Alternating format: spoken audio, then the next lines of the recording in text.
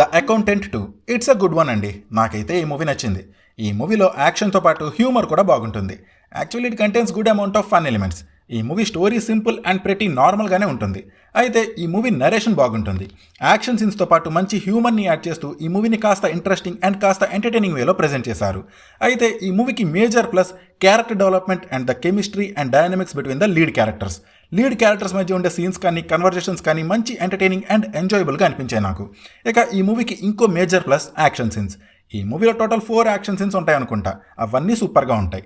Music is fine. Cinematography and production values కూడా రిచ్గా ఉంటాయి. పర్ఫార్మెన్సెస్ కూడా బాగున్నాయి.